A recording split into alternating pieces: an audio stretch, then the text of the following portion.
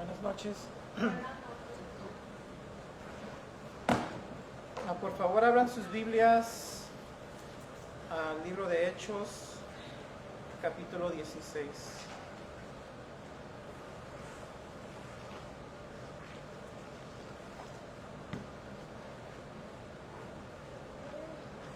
Hechos 16.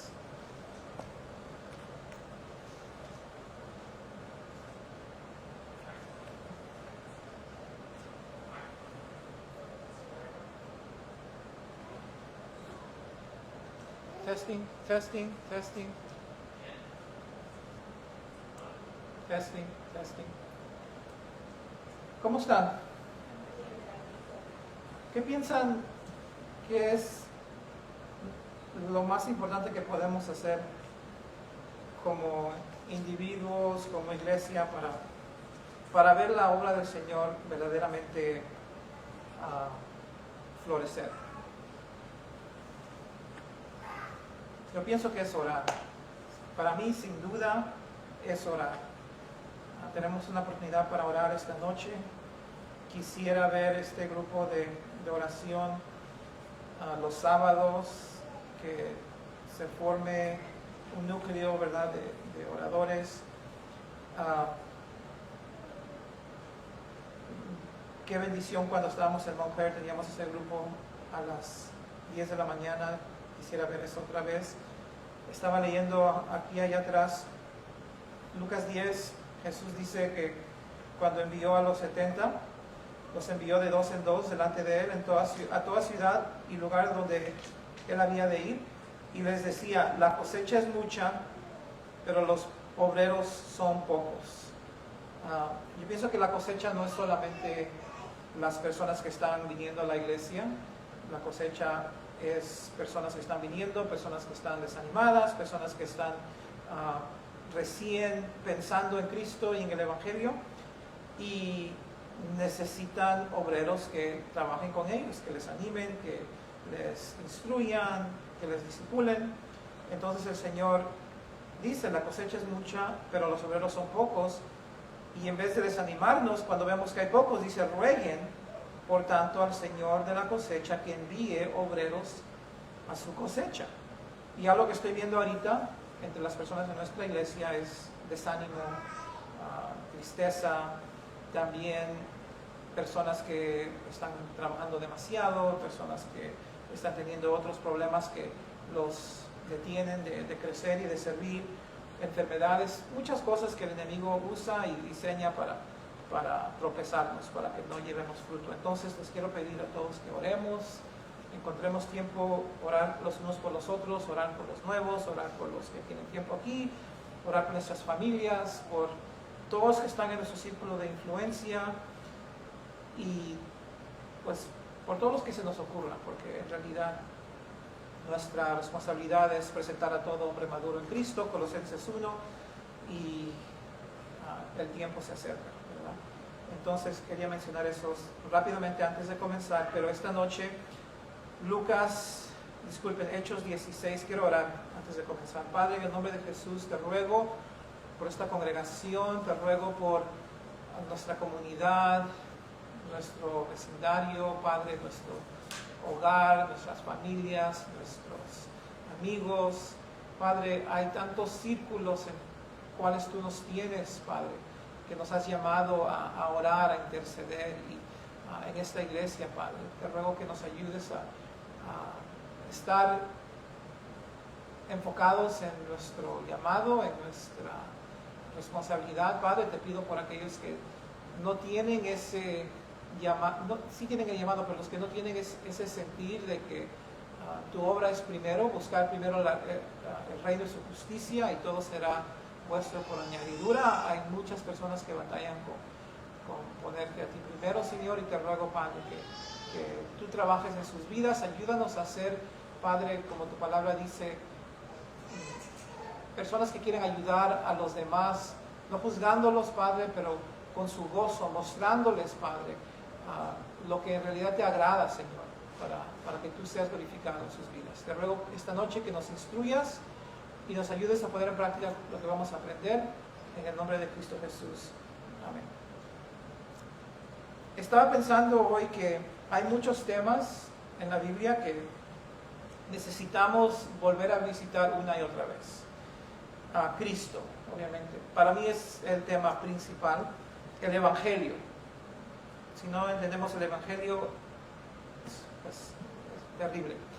El amor, obviamente, el Espíritu Santo, el rol del Espíritu Santo en nuestras vidas, la obediencia, la adoración verdadera, los atributos de Dios, y el tema que necesitamos visitar con mucha frecuencia en una iglesia por el hecho de que una iglesia que no hace esto es una iglesia sin equilibrio, es el evangelismo. ¿Okay? El evangelismo. El evangelismo está en todos los libros del Nuevo Testamento, todas las cartas de Pablo, los evangelios, los 4 evangelios, Apocalipsis, está saturado todo con el evangelismo. Y hace unos meses atrás, Pastor David Rosales, en su programa que tiene en el internet, en Facebook, lo entrevistaron y le hicieron la pregunta: ¿cuál es tu opinión acerca de los eventos evangelísticos masivos?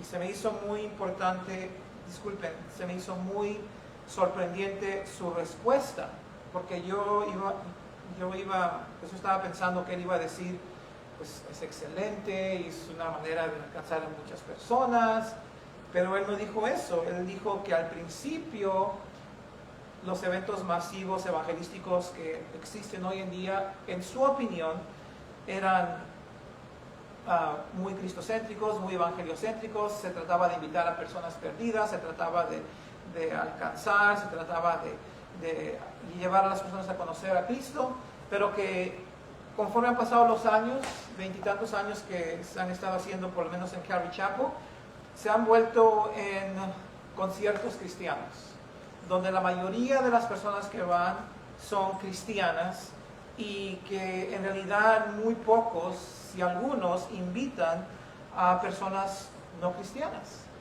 Y estoy de acuerdo, por lo menos en el hecho de que no es la cosa más importante que Dios usa para salvar almas, los eventos masivos evangelísticos.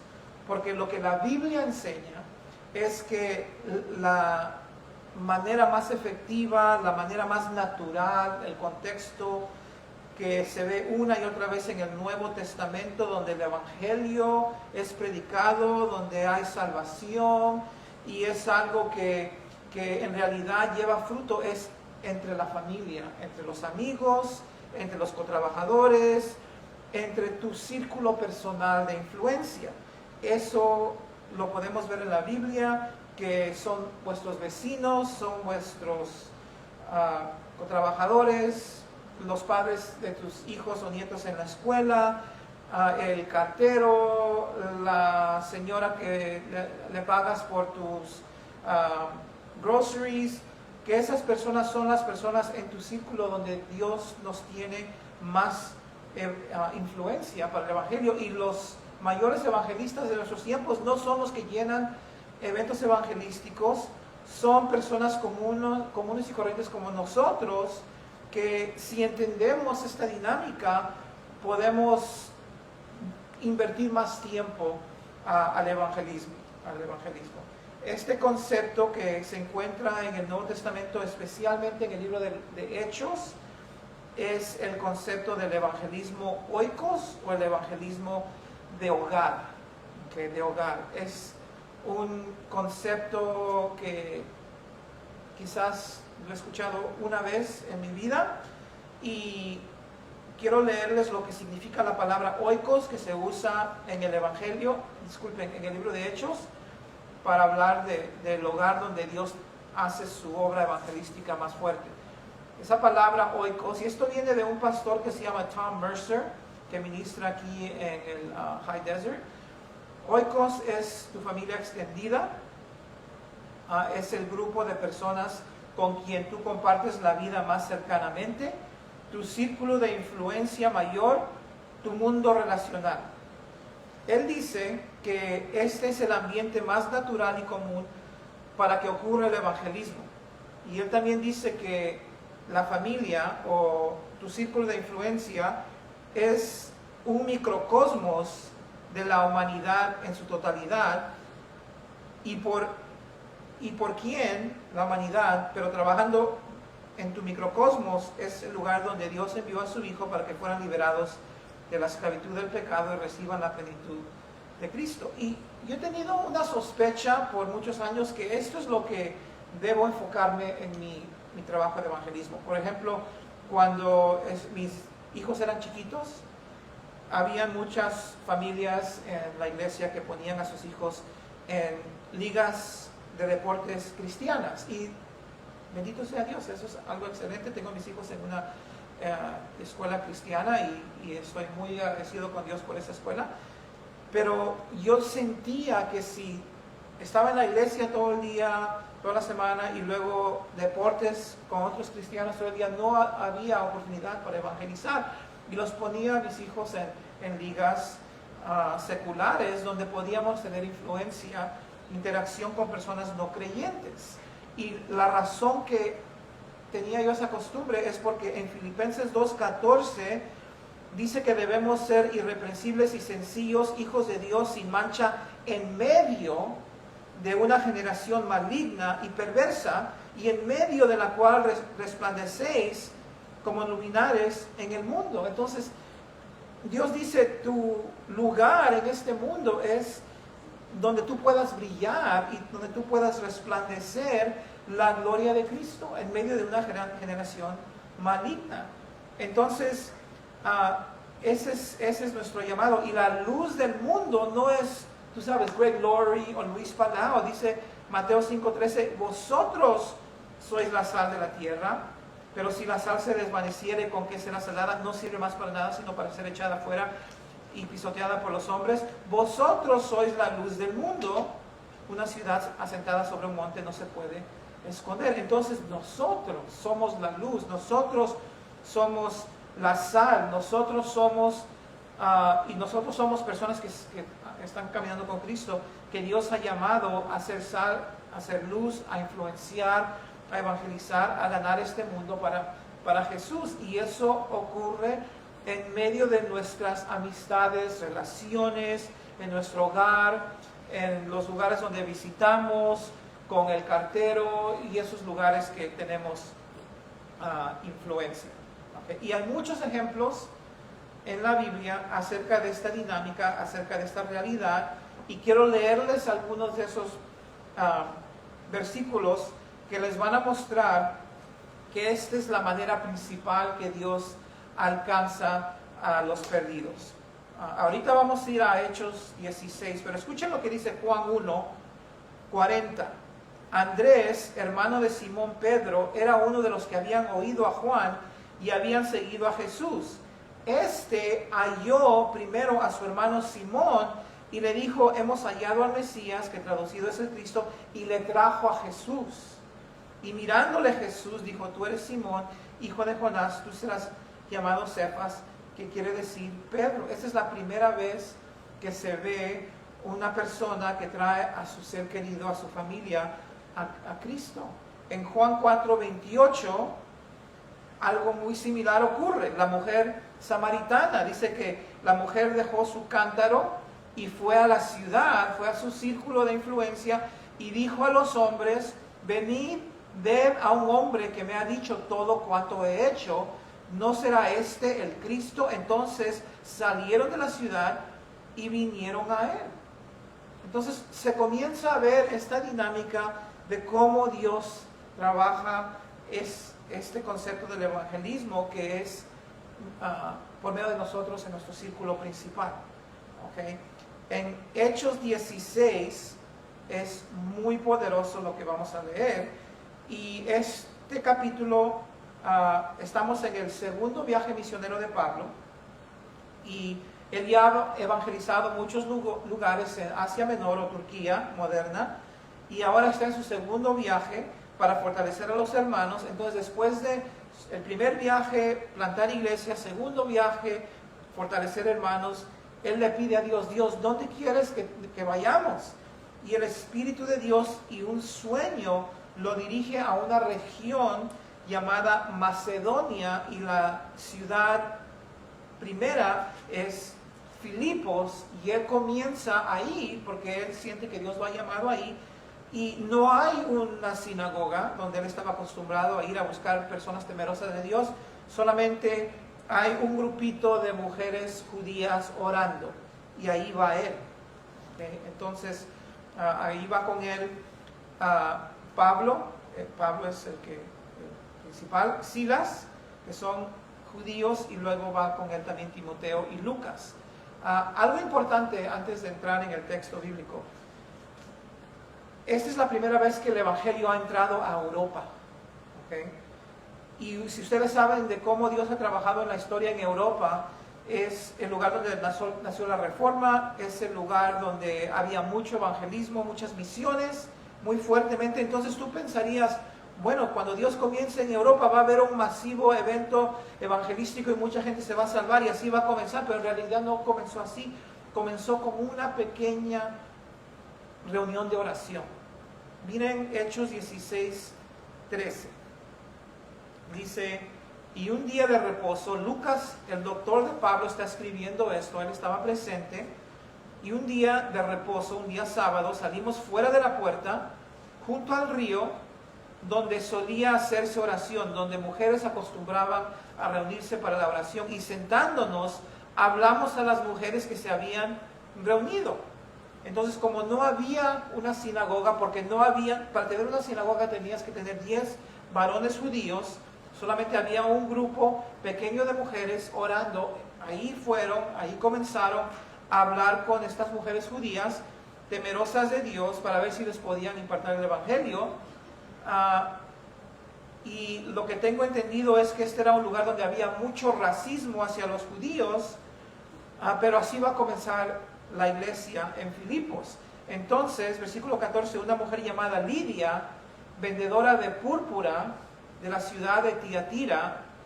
Una vendedora de púrpura significa que ella vendía tintes o ropas teñidas con color púrpura. Dice: el Señor abrió el corazón de ella para que estuviese atenta a lo que Pablo decía. Entonces, a pesar de que no habían muchos judíos, a pesar de que no habían 10 varones, no había una sinagoga, y solamente había un grupo pequeño de mujeres, esta mujer Lidia dice aquí que estaba oyendo. Esa palabra significa oyendo y oyendo y oyendo, y lo que nos dice es que Dios abrió su corazón para que ella estuviese atenta y para que ella reciba lo que Pablo le estaba predicando, que obviamente era Cristo y era el Evangelio. Y qué bendición, hermanos, que nosotros no tenemos que encargarnos de que alguien sea atento, no tenemos que encargarnos de la salvación de nadie, simplemente tenemos que ser fiel a comunicar el mensaje, y Dios va abriendo los corazones de las personas. Entonces, en el versículo 15 ya tenemos entendido que ella fue salva, que recibió el Evangelio. Versículo 15, y cuando fue bautizada, ¿y quién más fue bautizado? Y su familia nos rogó diciendo: si habéis juzgado que yo sea fiel al Señor, entrad en mi casa y posad, y nos obligó a quedarnos. Entonces, cuando fue bautizada y la familia suya nos rogó diciendo: si me has juzgado fiel al Señor, entrad en la casa mía y quédense, y nos obligó. Entonces, primero ella recibió, luego ella fue bautizada, luego su familia fue bautizada, luego ella rogó que se quedara y luego su familia rogó que se quedara. Entonces tú ves que el Espíritu Santo está demostrándonos progresivamente cómo Él trabaja en una familia, que primero uno y luego otro, y cada uno en su debido tiempo, conforme Dios abre su corazón. Esa es la manera que Dios trabaja en una familia. Entonces llegó a ser las primicias de Macedonia, de Filipos, y es importante comenzar a ver esto. Ya lo vimos con Andrés y Pedro, ya lo vimos con la mujer samaritana, lo estamos mirando con Lidia, porque esa es la manera y ese es el ambiente en el cual el evangelismo progresa más naturalmente, que más naturalmente crece, nace y crece. A pesar que sea algo pequeño, tenemos que tener presente que Dios quiere seguir obrando, y que Dios no ha terminado con tu familia, con mi familia, con la familia de tu esposo, de tu esposa. Sigue siendo nuestro círculo de influencia y nosotros tenemos que tener eso presente, por lo menos. Y entonces, por el hecho de la resistencia que había aquí, así comenzó la obra en Filipos. Ahora, en el versículo 16 al 24, que no lo vamos a leer todo, porque no estamos tratando de hacer un mensaje expositivo, había una mujer ahí que estaba tratando de tropezar a Pablo y a su grupo, diciendo que estos hombres son siervos de Dios, pero Pablo no quería darle publicidad a ella. Entonces él se da cuenta de que esta mujer está endemoniada. En los versículos 16 al 24, esta joven que les está dando publicidad gratis, entonces él echa el demonio afuera de ella, ¿okay? Y la deja sin la habilidad de adivinar. Era una adivina. Entonces, y ella estaba dando publicidad gratis a Pablo y su equipo. Entonces él se frustró y echó el demonio. Entonces los dueños de esta adivina se enojan con Pablo y con Silas y los llevan a un tribunal, y ya que ellos dicen que les ha quitado su manera de ganarse la vida, los meten en la cárcel y los amarran en el cepo. ¿Okay? Entonces uno pensaría, ok, pues ya se acabó la obra en Filipos, se salvó una familia y lo metieron a Pablo y a Silas en la cárcel y ya todo se acabó, ya no va a ir más adelante la obra de Dios. Pero tenemos que entender que el evangelio no se puede meter preso. Se puede meter preso a un hombre, pero no se puede meter preso a la palabra de Dios. Pablo dice en 2 de Timoteo 2:9 que él sufre penalidades en el evangelio, hasta prisiones como un malhechor, pero la palabra de Dios no está presa. ¿Okay? Entonces Dios va a seguir trabajando. Entonces, ¿qué es lo que pasa en la cárcel? Miren lo que pasa. Dios tiene un plan. Dios ya está trabajando en Filipos y Dios no va a parar. No importa, nadie puede parar lo que Dios quiere hacer. Pero a medianoche, versículo 25, orando Pablo y Silas, ¿verdad? Lo más natural, cantaban himnos a Dios y los presos los oían. Entonces sobrevino de repente un gran terremoto, de tal manera que los cimientos de la cárcel se sacudían, y al instante se abrieron todas las puertas y las cadenas de todos se soltaron. Despertando el carcelero y viendo abiertas las puertas de la cárcel, sacó la espada y se iba a matar. ¿Por qué? Porque él iba a ser matado por haber perdido a los prisioneros, a pesar de que fue un terremoto. Se sacó la espada, se iba a matar pensando que los presos habían huido. Mas Pablo clamó a gran voz diciendo: no te hagas ningún mal, pues todos estamos aquí. Él entonces, pidiendo luz, se precipitó adentro y temblando, y este hombre ya había escuchado las oraciones y los himnos, ¿verdad? Y veía que Pablo estaba reuniendo a los prisioneros para que no se escapen.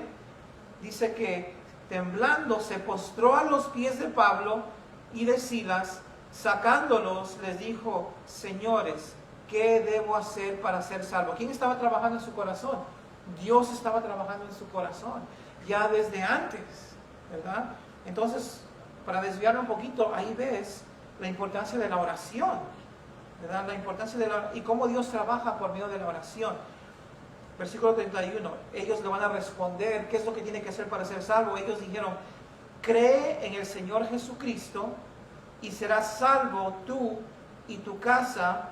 Y le hablaron la palabra del Señor a él y a todos de los que estaban en su casa. Y él, tomándoles en aquella misma hora de la noche, les lavó las heridas, y enseguida se bautizó él con todos los suyos, y llevándolos a su casa les puso la mesa, y se regocijó con toda su casa de haber creído a Dios. Lo que acabamos de leer es tremendo. El Espíritu Santo está enseñando una pequeña lección acerca de cómo Dios trabaja en un hogar por medio de lo que acabamos de ver en la casa de Lidia, y ahora lo que estamos viendo unos versículos después en la casa del carcelero en Filipos. En los versículos 31 al 34 que acabo de leer, 5 veces hace referencia a la casa del carcelero o a los suyos. ¿Te das cuenta? Dice, cree en el Señor Jesús y serás salvo tú y tu casa. Le hablaron la palabra del Señor a él y a todos los que estaban en su casa. Les lavó las heridas y enseguida se bautizó él con todos los suyos o con toda su casa. Llevándolos a su casa, les puso a la mesa y se regocijó con toda su casa de haber creído a Dios. Y encima de ver que es todo Dios obrando en esta casa, Pablo le dice, cree en el Señor Jesucristo y serás salvo tú y tu casa.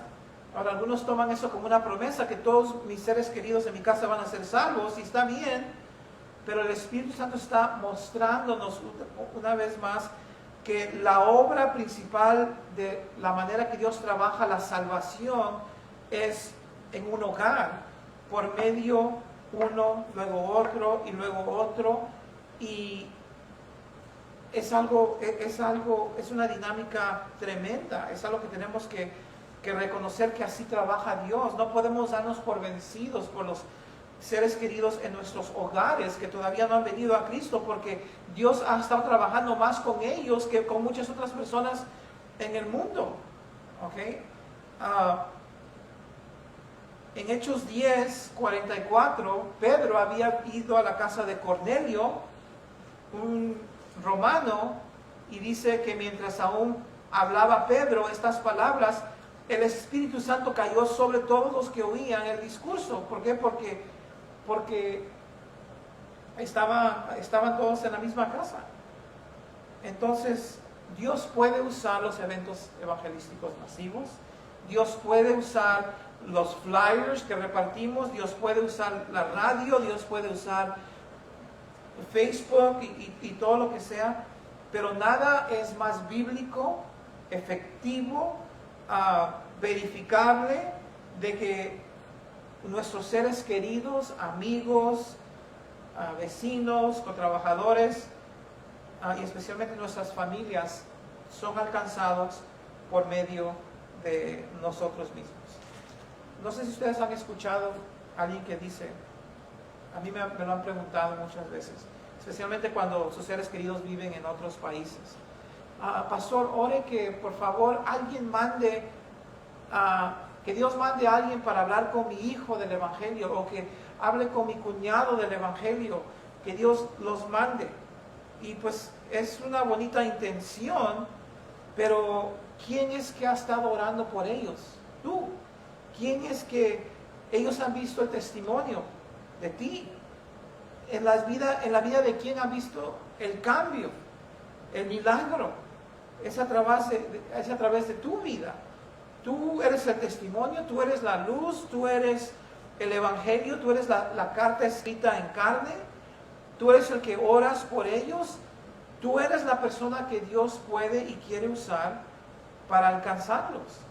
Entonces, no podemos pensar que otra persona puede ser más efectiva. Puede ser que Dios use a otra persona, porque a veces un profeta no tiene honor en su propio hogar, pero sin embargo, no es a pesar de ti, es por medio de ti. Muchas veces personas llevan a otras personas a estos eventos, al Harvest, y reciben a Cristo, pero no porque Greg Laurie era un mejor evangelista, pero porque han visto la vida de sus seres queridos, que eso es lo que los ha transformado y les ha mostrado que Cristo es real. ¿Okay? Escuchen lo que Jesús le dijo a un hombre que estaba endemoniado. Marcos 5:18. Al entrar él en la barca, el que había estado endemoniado, Jesús lo había sanado, lo había liberado, le rogaba que le dejase estar con él. Jesús, déjame ir contigo. Mas Jesús no se lo permitió, sino que le dijo, vete a tu casa, a los tuyos, y cuéntales cuán grandes cosas el Señor ha hecho contigo y cómo ha tenido misericordia de ti. Y se fue y comenzó a publicar en Decápolis, en toda su ciudad, cuán grandes cosas había hecho Jesús con él, y todos, dice que se maravillaban. No decían, vete de aquí, no, se maravillaban porque él estaba compartiendo su simple testimonio. ¿Okay? Entonces, hermanos, vayan a sus hogares, a sus trabajos, a los hogares de sus tíos y tías, de su cónyuge, de sus primos, de sus cotrabajadores, y simplemente diles las grandes cosas que Dios está haciendo en tus vidas. ¿Okay? Ese es el lugar donde Dios te va a usar.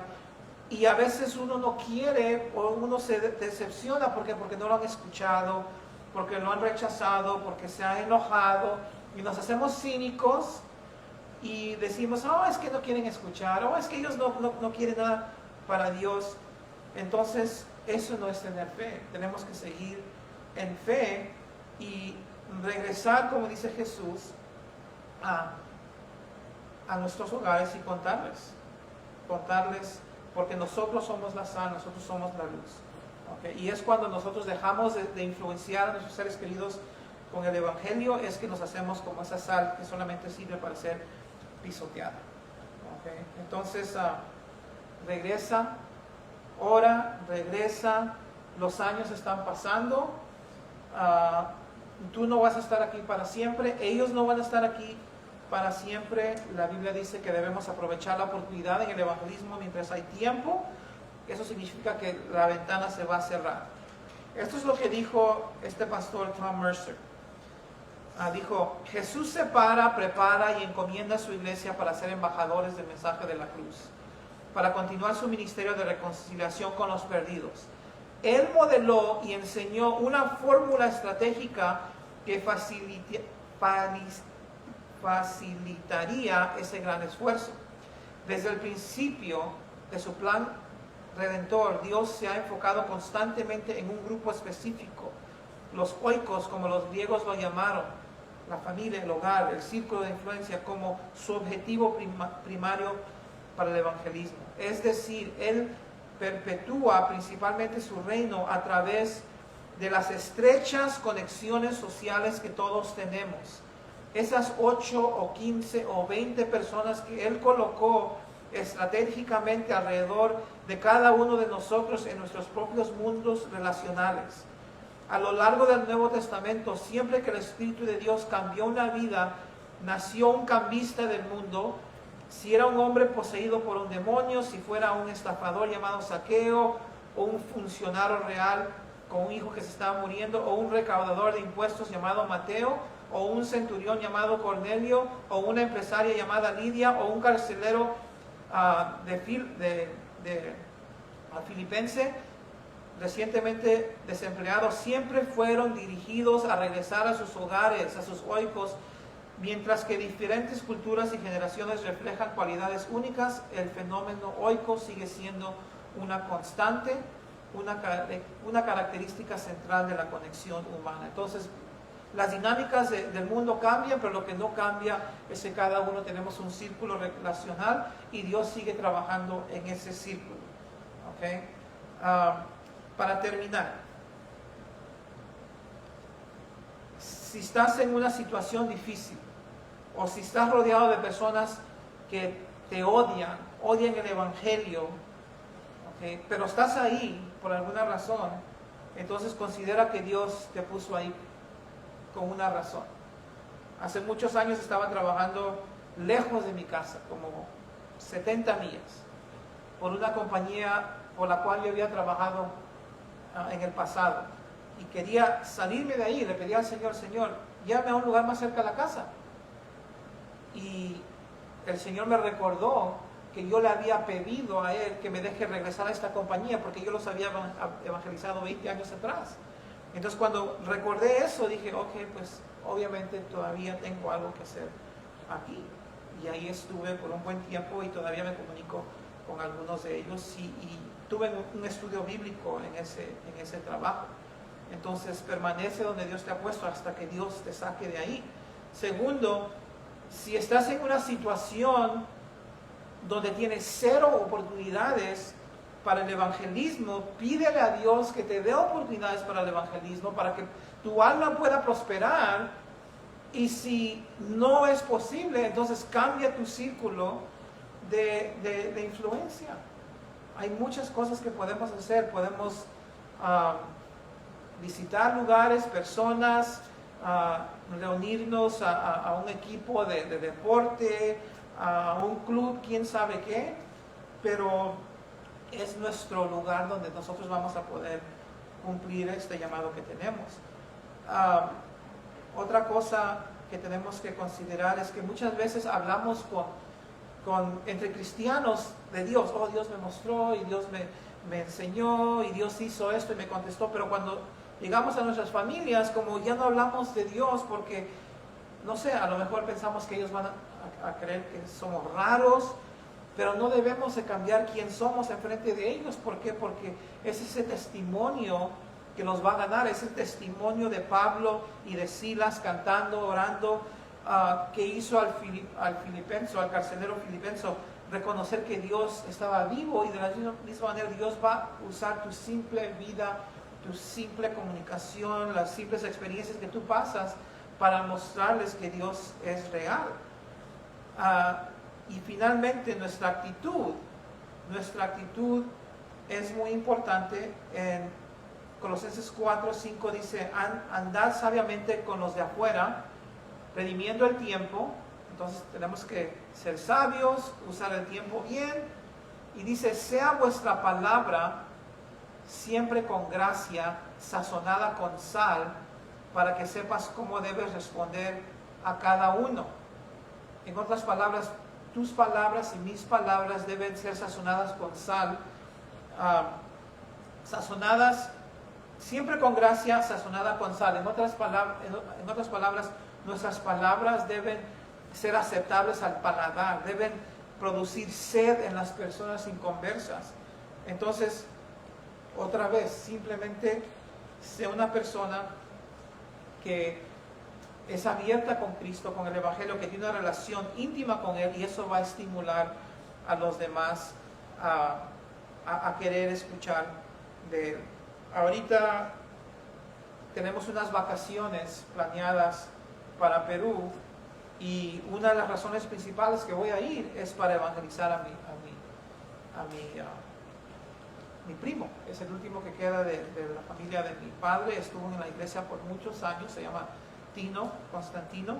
Si quieres orar por él sería una bendición, pero él estuvo en la iglesia por mucho tiempo, y cuando conoció a una muchacha, a una mujer, dejó la iglesia, se fue a vivir con ella, y yo sé que ya yo he comunicado con él por Facebook, pero es un poco difícil. Entonces cara a cara voy a ir y voy a ser franco con él, con gracia, con contacto, evangelizarlo a él y a ella, para ver si no regresa él a los caminos del Señor, regresa a la iglesia y ella viene a conocer al Señor. Pero vale la pena, son unas vacaciones, pero vale la pena, porque es una alma. Si por un alma nos esforzamos, yo sé que Dios le va a agradar, porque Él se esforzó por un alma muchas veces, la samaritana, el endemoniado, muchas personas, y nosotros estamos aquí para salvar al que se ha perdido, como lo hizo Jesús. Somos embajadores del Evangelio. Vamos a orar. Padre, en el nombre de Jesús te doy gracias por tu palabra, por tu espíritu, por el Evangelio. Ayúdanos, Padre, a jamás darnos por vencidos, jamás ponernos cómodos en este mundo. Señor, este mundo está en camino al infierno, Señor, sin Cristo. Nosotros tenemos el remedio, la llave, el mensaje que libera y salva almas. Manténnos, Señor, con entusiasmo, con salud, Padre, con gozo, y ayúdanos a ver frutos, Señor, para que ese fruto nos motive para un día más tener ese mismo énfasis en nuestras vidas. Te pedimos por cada persona que hemos evangelizado en nuestras vidas, los que hemos evangelizado recientemente, los que ya por muchos años no le hemos hablado de Cristo. Te rogamos por su salvación, y te rogamos, Padre, que tú sigas usando nuestras vidas, Padre, para ganarlos, Señor, para ganarlos a tu Hijo, Señor. Ayúdanos, Padre, a reconocer que si hay oxígeno en sus pulmones, probablemente todavía hay una oportunidad para recibir a Cristo, Señor. Te rogamos por sus almas, y Padre, ayúdanos a siempre ser sal y luz, y seguir siendo cristianos vibrantes, entusiasmados, que viven como tú viviste, Señor, en misión. Pedimos todo esto en el nombre de Jesús. Amén.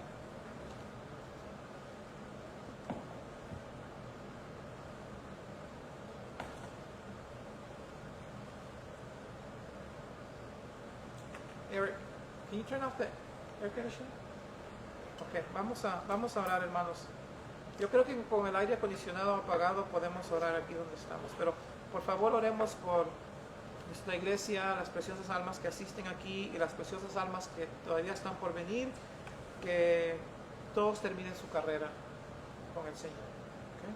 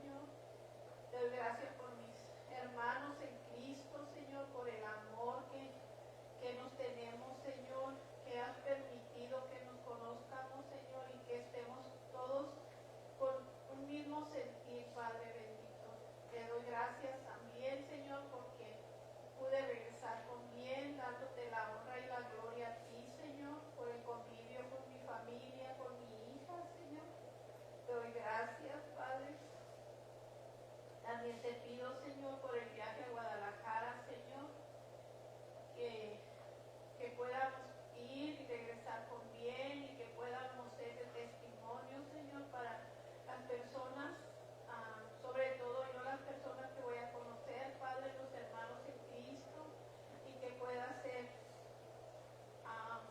de bendición para otras personas. Úsame grandemente, Señor, te pido que me ayudes, Señor, y me des sabiduría y que pueda, Señor, mostrar tu amor, lo que tú has hecho en mi vida, Señor. Ser luz, Padre. Gracias, Padre, te pido que nos ayudes a que todo salga con bien, como es tu deseo, Padre, que podamos ir y mostrar tu amor y todo lo que tú quieras, Padre, en nuestras vidas, Padre Santo.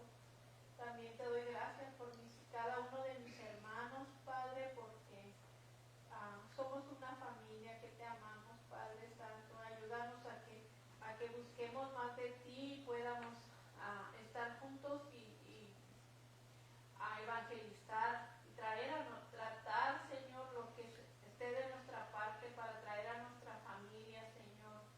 Aunque a veces no nos escuchan, Señor, pero que no dejemos, Señor, de desanimarnos. Al contrario, hacerlo más, si hay impedimentos, Señor, que tú lo quites, Padre bendito. Gracias, Padre.